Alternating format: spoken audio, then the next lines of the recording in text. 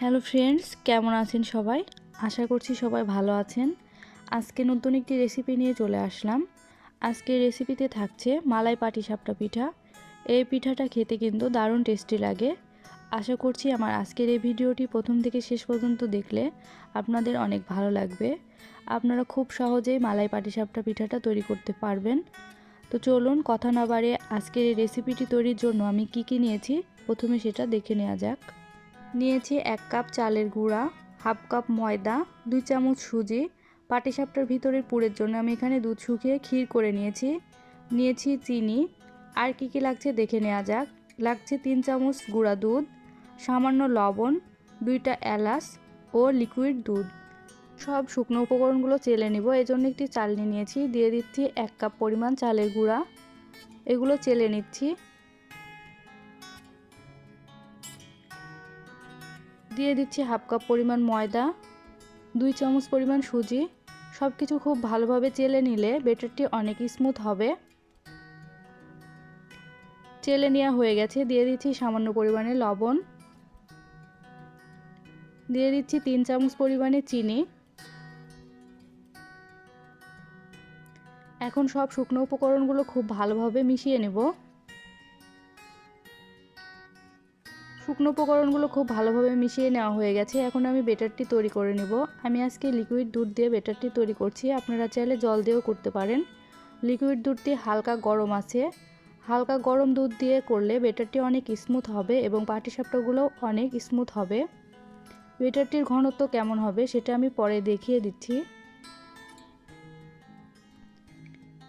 ব্যাটারটি ঠিক এরকম ঘনত্বের হবে, আপনারা দেখে হয়তো বুঝতে পারছেন। এখন আমি এটি 15 মিনিটের জন্য রেস্টে রেখে দিব। একটি প্লাস্টিক র্যাপিং দিয়ে পেঁচিয়ে আমি এখন এটি 15 মিনিটের জন্য রেস্টে রেখে চুলায় চলে যাব মালাই তৈরির জন্য। চুলায় একটি প্যান বসিয়ে দিয়েছি। দিয়ে দিচ্ছি 2 কাপ পরিমাণ লিকুইড দুধ, দিয়ে দিচ্ছি 2টা এলাচ,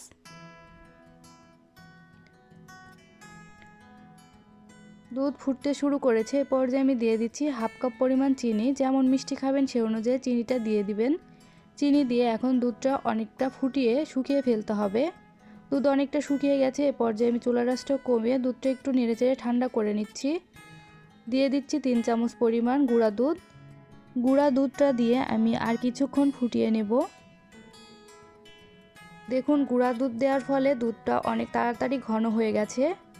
মালাইটা রেডি হয়ে গেছে। এ পর্যায়ে আমি চুলা থেকে নামিয়ে নিব। একটি ঢাকনা দিয়ে ঢেকে আমি এক সাইডে রেখে দিচ্ছি। 15 মিনিট পরে ব্যাটারটি দেখুন অনেকটা ঘন হয়ে গেছে, কারণ সুজি এবং চালের গুঁড়া দেওয়া আছে, এজন্য ব্যাটারটি অনেকটা ঘন হয়ে গেছে। এ পর্যায়ে সামান্য জল বা লিকুইড দুধ দিয়ে ব্যাটারটি আবারও পাতলা করে নিতে হবে। তো আমি জল দিয়ে পাতলা করে নিচ্ছি।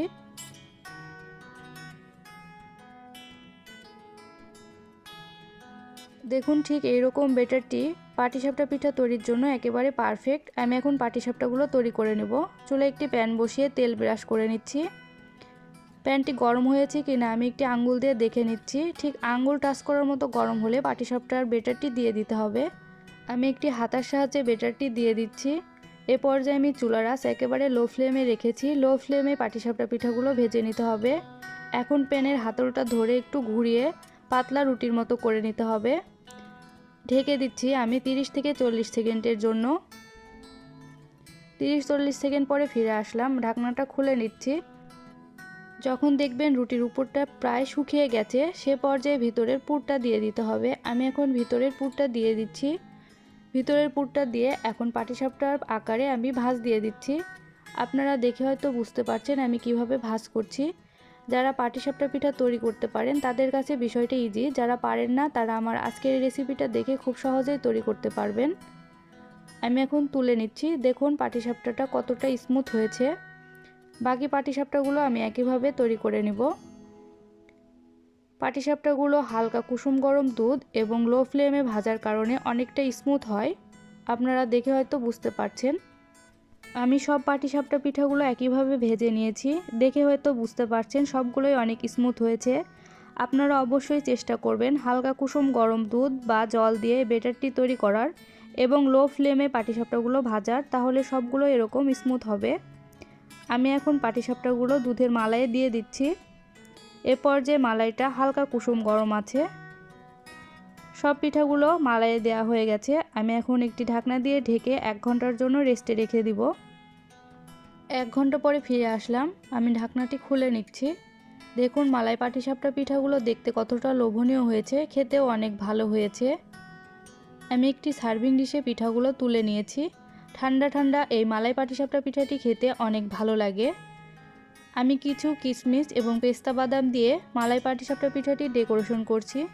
এই ডেকোরেশনের কাজটা সম্পূর্ণ অপশনাল, আপনারা যে যেমন পছন্দ সে অনুযায়ী ডেকোরেশনটা করে নেবেন। আমি একটি পাটিসাপটা পিঠা আপনাদের কেটে দেখিয়ে দিচ্ছি পাটিসাপটা পিঠাটি কতটা সফট এবং স্মুথ হয়েছে। দেখুন পাটিসাপটা পিঠাটি যেমন সফট হয়েছে খেতেও তেমন অনেক ভালো হয়েছে। আমার আজকের এই রেসিপিটি আপনাদের কেমন লাগলো তা অবশ্যই আমাকে কমেন্ট বক্সে জানাবেন। আমার চ্যানেলটি সাবস্ক্রাইব করে আমার সাথেই থাকবেন, যাতে করে নতুন কোনো ভিডিও দেওয়ার সাথে সাথে নোটিফিকেশন পেয়ে যান। আজকের মতো এ পর্যন্তই। সবাই ভালো থাকবেন, সুস্থ থাকবেন। দেখা হবে নতুন কোনো ভিডিওতে।